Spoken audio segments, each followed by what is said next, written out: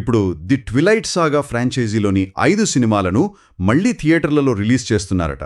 ఓ twilight, wow, ఇది మంచి idea. దీని వెనుక లాజిక్ ఏంటంటారు? కేవలం పాత ఫ్యాన్స్ కోసం నొస్టాల్జియా కోసమా? అది ఒక కారణం.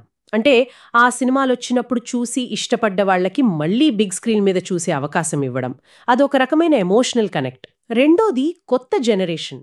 అంటే ఆ సినిమాలొచ్చినప్పుడు చిన్నపిల్లలుగా ఉన్నవాళ్లు లేదా అస్సలు చూడని వాళ్లు ఇప్పుడు పెద్ద తెరపై ఆ ఎక్స్పీరియన్స్ పొందొచ్చు.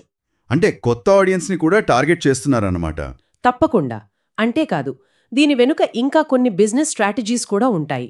ఒకటి, ఆ ఫ్రాంచైజీ బ్రాండ్ వాల్యూని రీఇన్ఫోర్స్ చేయడం.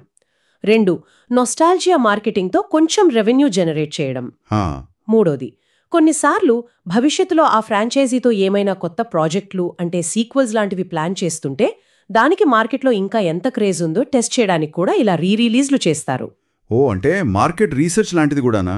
ఇంట్రెస్టింగ్. అవును. ట్విలైట్ విషయంలో కూడా అలాంటి ప్లాన్ ఏదైనా ఉందేమో చూడాలి.